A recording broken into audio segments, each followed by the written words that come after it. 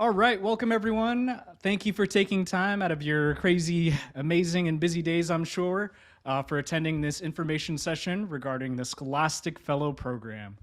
Just a quick introduction. My name is Jarrell Batak. I am the Esports Scholastic Instructional Coach and Director of the Scholastic Fellow Program, formerly out of the Orange County Department of Ed, now full-time with NASEF and also full-time educational and nonprofit consultant. So just a quick summary, kind of overview for those of you that may be unfamiliar or maybe only know a little bit about NASEF. NASEF is ultimately a nonprofit organization that is really working to provide opportunities to young people across the globe through the lens of scholastic esports. And so we see this as an opportunity not just to engage with gaming, but also to explore all the various college and career pathways that are present within the esports ecosystem. And that's the graphic that you see here on the screen right now.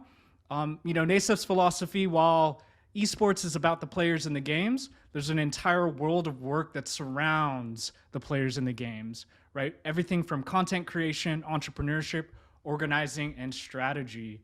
And so everything that NASEF has created has always been centered around the ecosystem concept. So everything from ELA, CTE curriculum to other opportunities, club development, et cetera. And I'll get more into that in a little bit. But today's session is really about overviewing the Scholastic Fellow Program.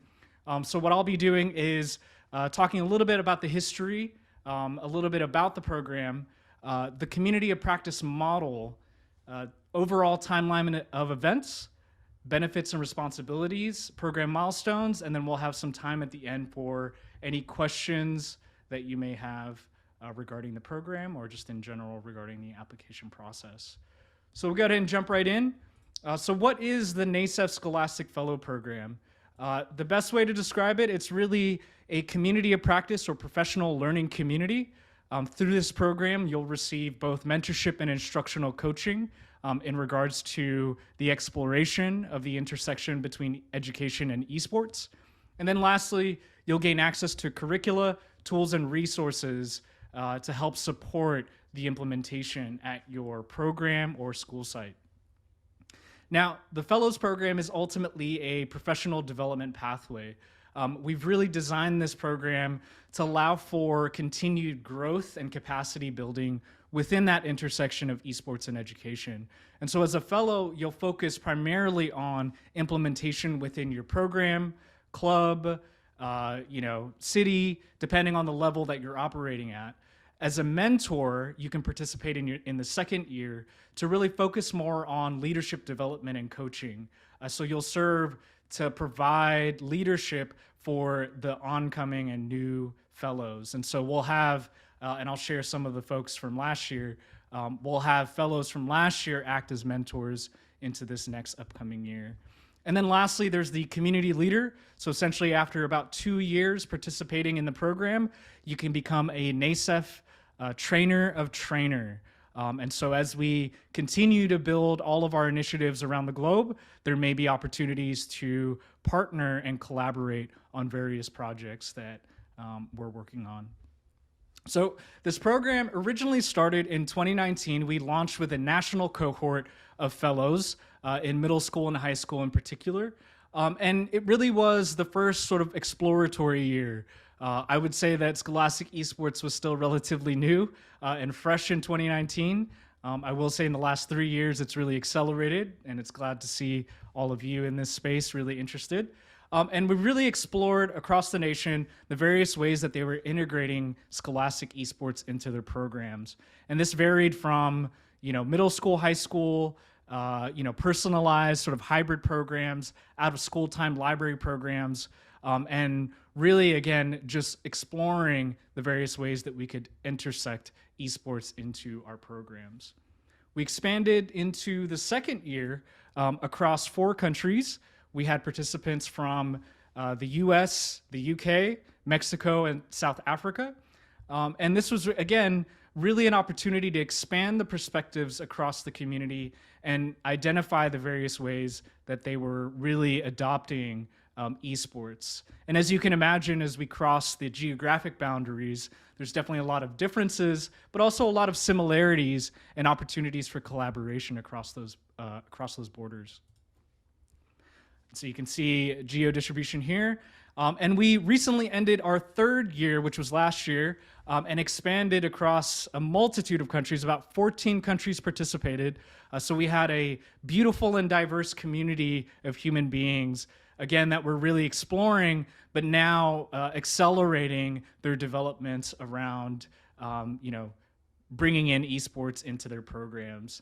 And you'll see, again, diverse implementations, everything from, English language arts, career technical education, even so far as, looking at it as a strategy to engage with special populations, and even looking at various ways to use this as a community building initiative beyond just the school environment.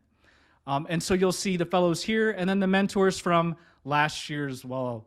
And again, this is really growing, and we're looking to continue growing this community year after year to really, again, build capacity across the globe around scholastic esports.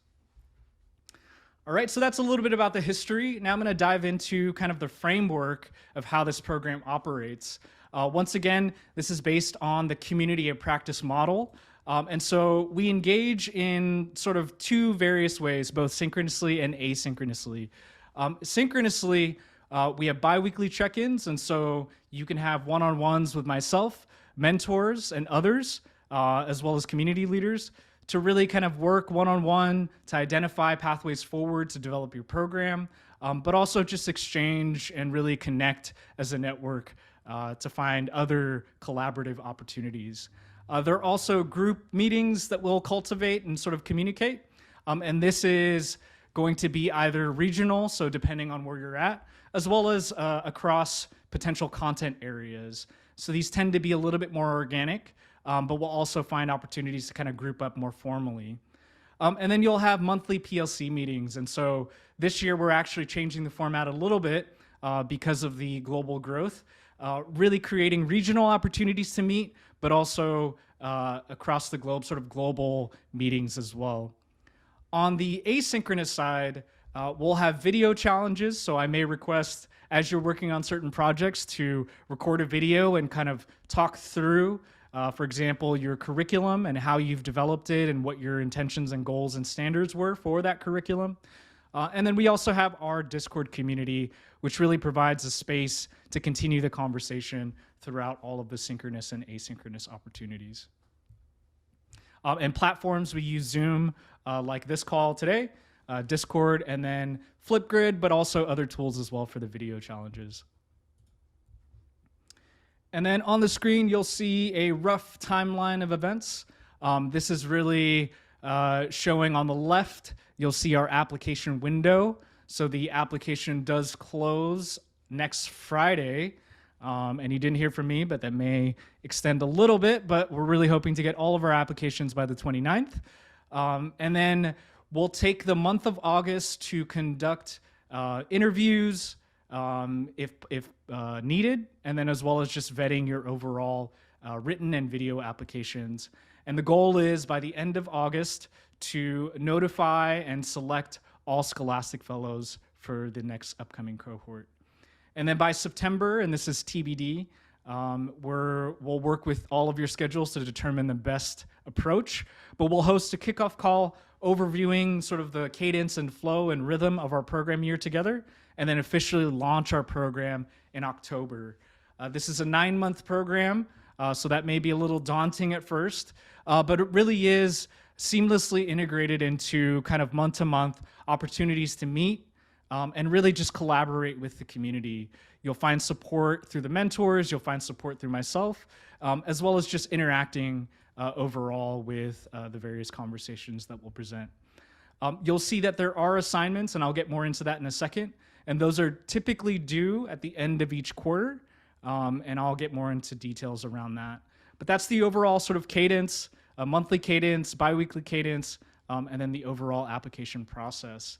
Now, the selection process, like I quickly overviewed, there is the online application, which you'll find on the program website. the application does require a letter of support from admin. I know I did get some questions around, oh, what if I don't have an admin? What if I'm like at the top of my org? If there's a colleague that's also within that leadership level, feel free to have them write that letter. But it really is just showcasing that overall letter of support.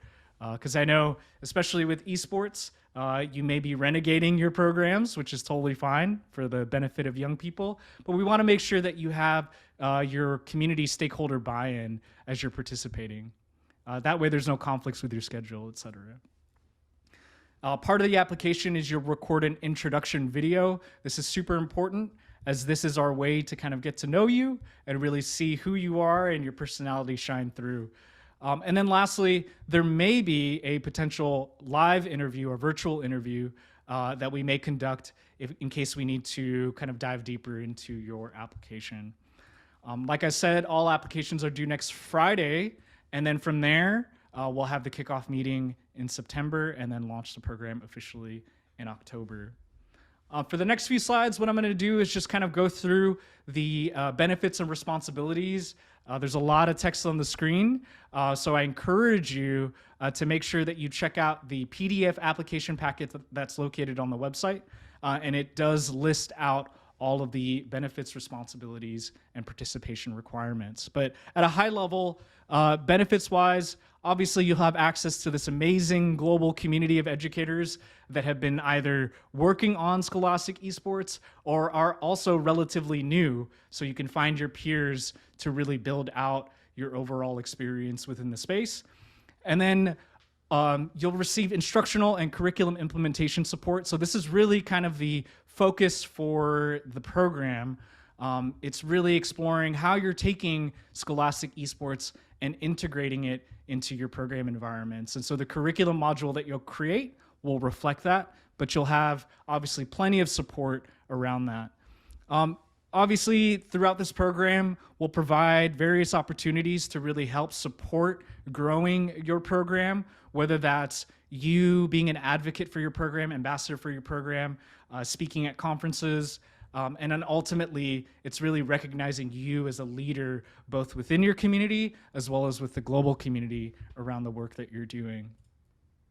On the responsibility side, and I do encourage you to make sure you read through these carefully and clearly, we do ask that you join NASEF either as a club or as a program, that you implement at least some aspect of the NASEF curriculum. And so this includes both our flagship curriculum, which I'll share in a minute, as well as the community leader curriculum, community library curriculum, which is designed by Scholastic Fellows.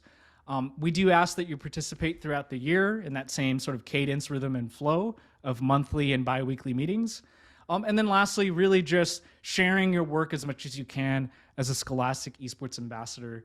And we'll provide opportunities either virtually or in-person conferences for you to do so, as well as multiple publication and stream opportunities. And I'll get more into detail about that in a minute.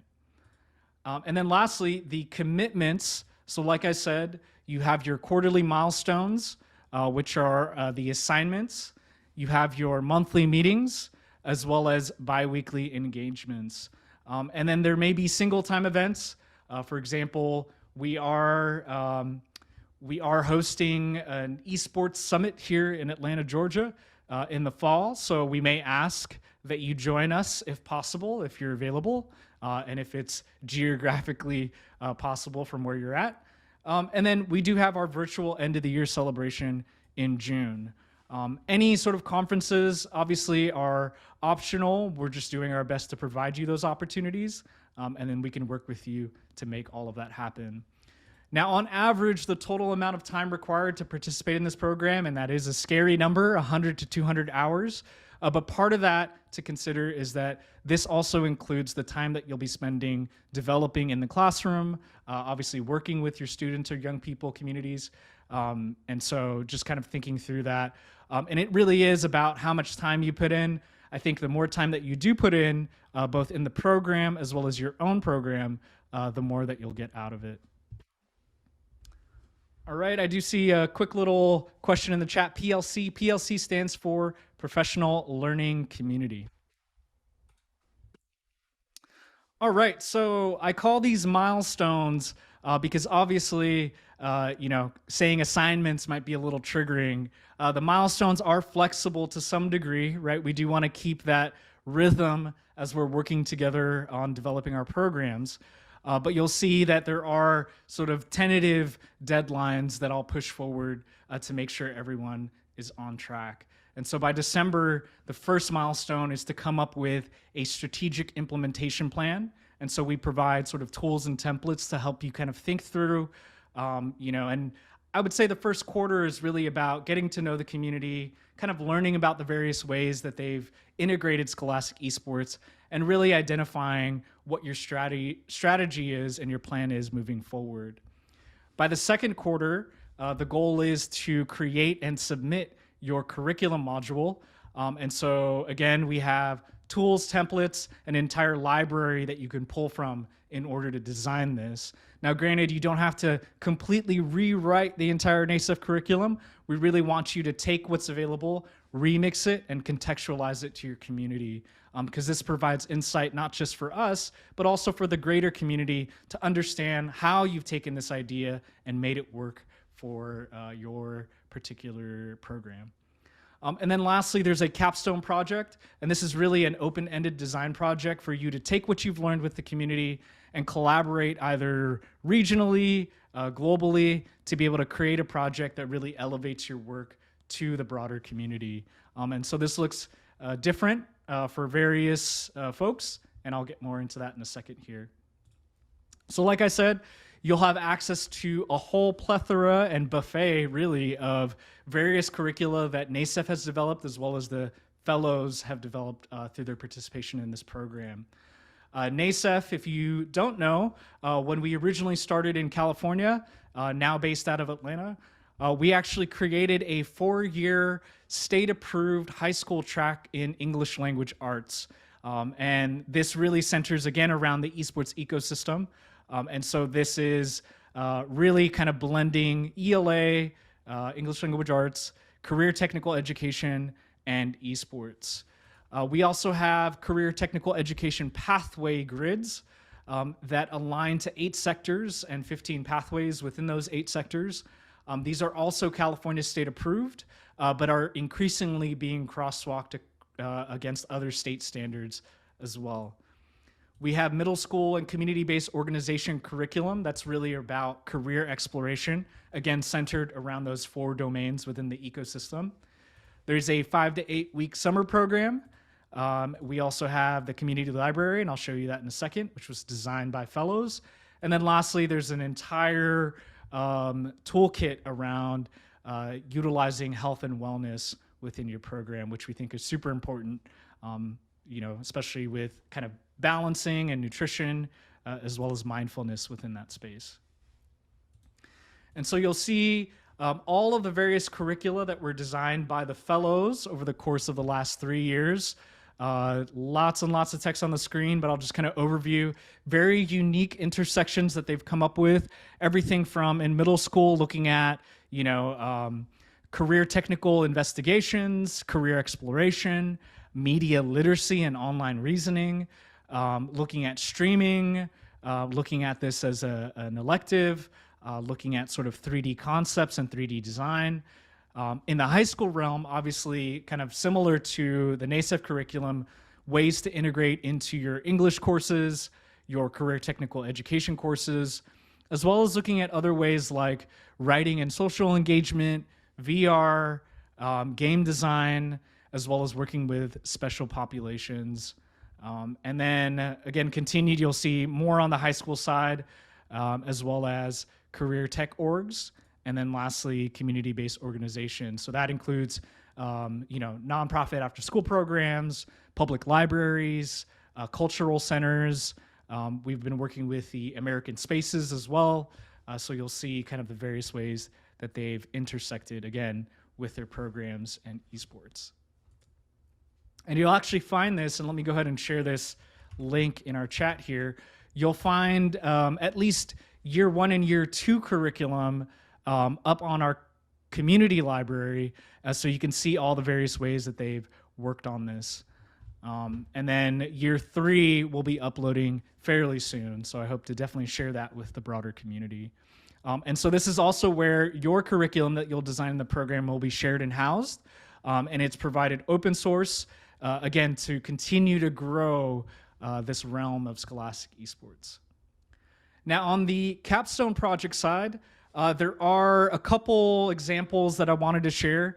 Again, this is open-ended. It's up to you to design and sort of collaborate with others to implement this project.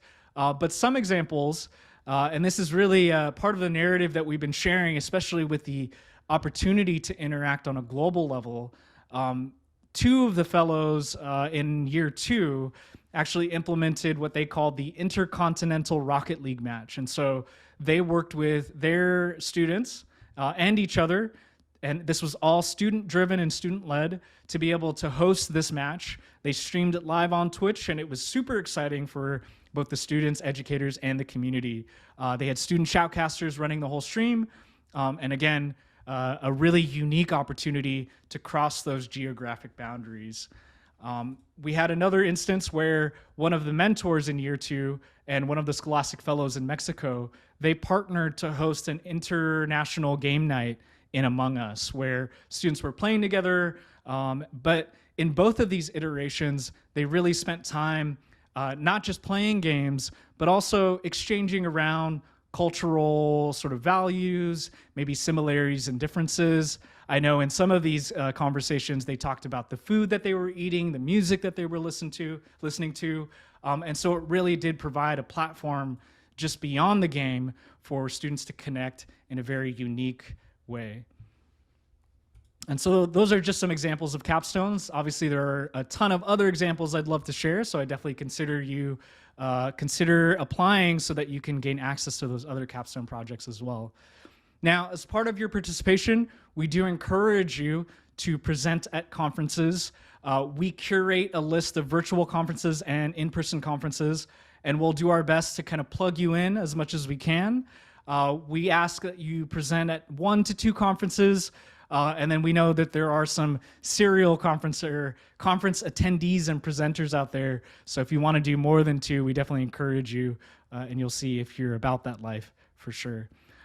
We do provide resources to support this, everything from presentation decks and research, obviously all of the curricula, access to the fellowship, and you can co-present with other fellows and mentors, and we can definitely support you in developing your presentations for the conferences. And on top of that, you'll also have access to publication opportunities. Claire LeBeau and our communications team will help kind of support and provide opportunities. We'll do open calls with various publishers that we have relationships with, like Tech and Learning, District Administration, eSchool News. But there are also sort of organic opportunities that'll emerge just by being within the network. In year 2, Dr. Miles Harvey in New Mexico, he worked on creating an esports research book out of the University of New Mexico. And we brought in other fellows and mentors to be able to contribute to that research book. And that was purely organic. So there are opportunities that do emerge beyond the formal publisher relationships that we have. To give you an example of conferences that fellows have presented at and publications, you'll see on the screen, everything from the UCI Esports Conference, FETC, which is the Future of Education Technology Conference. We have the Esports in Education, Connected Learning Summit, ISTE, various conferences beyond just what's listed on the screen. And then you'll see some examples of articles that were published by Scholastic Fellows and Mentors in eSchool News. And we have a list of others as well. I'd be happy to share some of those publications if you'd like. Let's see, I'm just looking at our folks here. If you'd like to hear from some of our Scholastic Fellows and their experiences, I've created a mixtape of their responses. And so if you click that link that I just shared in the chat, you can definitely dive in, listen to kind of what they did during their program participation year, and then what's benefited them through this network. So I definitely encourage you to check that out. All right, and then lastly, just to make sure we have some time for questions, I'll just quickly go through.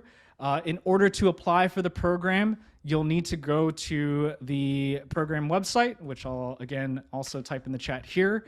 Or you can just go to nasef.org and you'll notice under learning, there's a Scholastic Fellow submenu. Once you go to that page, you'll see a bunch of program information, but about probably just a little bit down the page, you'll see two major links. One is the application packet, and so this is the PDF that contains everything that we talked about today and more. And then the link to submit your online application, and this is just done through Google Forms. You'll be uploading your video as well to that Google form. And then obviously, if you need any support, you can always reach out. So just wanted to say thanks for listening in. If you do have any questions, my email is on the screen, and I'll also type it in the chat here. Feel free to ping me at any time, either during the application process, or if you just have questions overall.